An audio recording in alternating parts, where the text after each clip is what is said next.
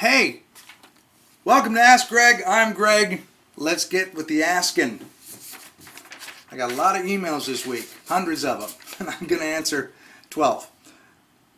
This is from Stephanie, and Stephanie says, Dear Greg, I met my boyfriend of 7 years ago in college as friends. Now, a year ago on MySpace, we reconnected, and bam, we were crazy in love. Within a month, I moved in with him. Everything was perfect. After a few months, things changed and went downhill just as fast as we got. You know what? No. You didn't fall in love on MySpace. You can't move in after a month. No. And he's not coming back because he panicked and you did it too quickly and then it's wrecked, and that's the way it goes.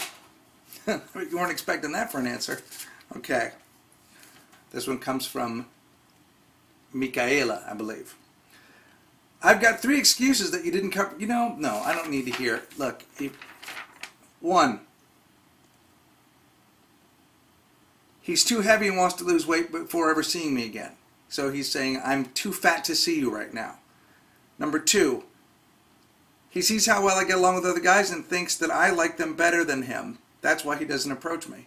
Okay? And number 3, he thinks that I'm wonderful and that I would never want to be with someone as plain as him. Well, here's the deal. Either this guy, either this guy has such low self-esteem that no matter what you do, you're not going to get him to like himself or you, or he really just doesn't want to be with you, and this is the best he can come up with. I'm too fat to see you now. So, boom. Move on, kitten. Yes, Cindy, Greg, I have a question in regards to a relationship I've been in for the past 2 years. The guy that I live with is always telling me I'm stupid and he has a hard time dealing with me. I don't have to read another sentence. Get out. We don't live with people who tell us, why don't I go ahead and look at the camera? We don't live with people who tell us that we're stupid because they're wrong. There is not a person here who's allowed to live with somebody who's stupid under the laws of GregBarrett.com. So, tell him I said so. And, yeah, Cindy, get out of that. That's a shitty situation. Shitty. Couldn't swear on my talk show, but I can fucking do it now. Laura says, why would a 45-year-old man married 23 years suddenly and obsessively start masturbating and laying right next to me every night?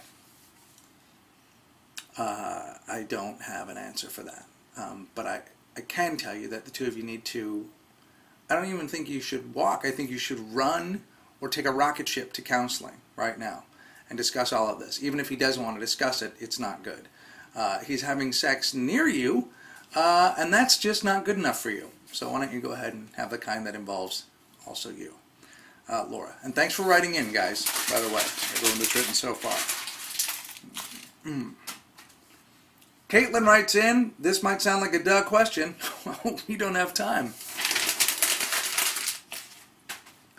Stacy says, hi Greg, I read your book. It's called The Breakup Because It's Broken, and it's definitely helped me through the process of losing my boyfriend of 2.5 years. But how do I get over losing one of my best friends of 8 years that he is now in a relationship with? They started seeing each other back when he and I were still close, but kind of broken up. Do I forgive her since he and I were broken up? She said that she's too busy to talk to me now. No, she's a cunt. She's a bad person. She took advantage of your breakup. She took advantage of you. She got together with your scummy boyfriend. The two of them can take a hike and you can move on to things that are better for you because you're awesome. Greg, what are you listening to right now? I am listening to the Trojan Instrumental Ska box set. Trojan Records put out a collection of old ska stuff that's really good, instrumental. And I'm also listening to the new Not a Surf, which is stellar. You can read about them on my website. And as usual, the sound of my own beating heart.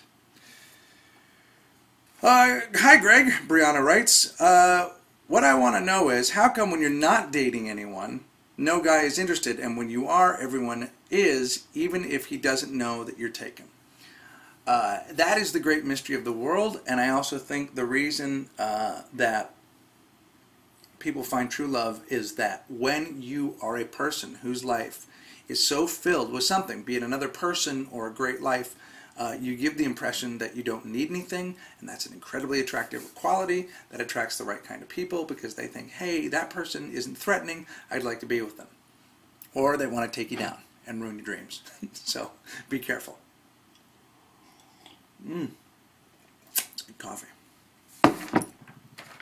Greg, says Stephanie, if you really like a guy and he says he likes you back but he doesn't call a lot, is that okay? Does it mean he's just not that into me, and should I walk away? Yes, definitely walk away. If a guy says he likes you but he doesn't call a lot, he should be calling you all the time and throwing all of his friendships and everything out the window so that he can only be with you and only make phone calls. What kind of a question is that? What do people want? If he doesn't call you to your liking, you can ask him to call you more. If he's not interested in that, then maybe he's not the right person for you. But, you know, sometimes people just like you, and they like you in their way. Why don't you just let that happen for a while? Mandy says, do I have any love advice for bisexual girls? And, wow, here's what I can say about that. I don't care if you're bisexual or amphisexual or... It doesn't matter what your preference is. You only get to be with people who treat you awesome. That's it. Period. Those should be your rules. I'm only with people that respect me and like me for who I am. And you're lucky because you got more than most of us get to choose from. So good luck to you. And you also have twice as many opportunities to get hurt. So be careful. Karen says, hi. If a guy knows you went out with another guy and he asks you how your date went, does that mean he's interested in you? I don't know. I don't know. I got no idea. What are some ways to... Oh, this is the last one. This is from Megan, by the way. This is a good question.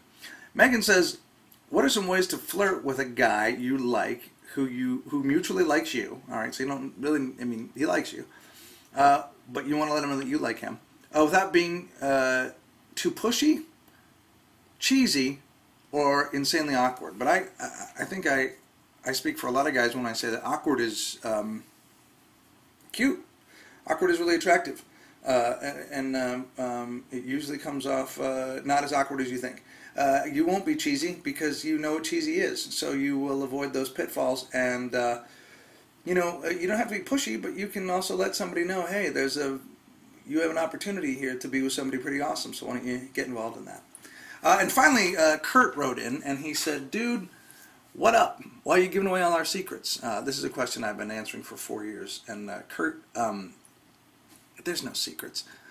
This information goes for men and women. It's just that if you wrote She's Just Not That Into You, as I've said over 200,000 times, it would sell 8 copies, and men don't buy books. Anyway, they're not interested. Men, you know, we get drunk, stand on your lawn, a cop comes, and then we go, oh, it's over, and here, have your panties back.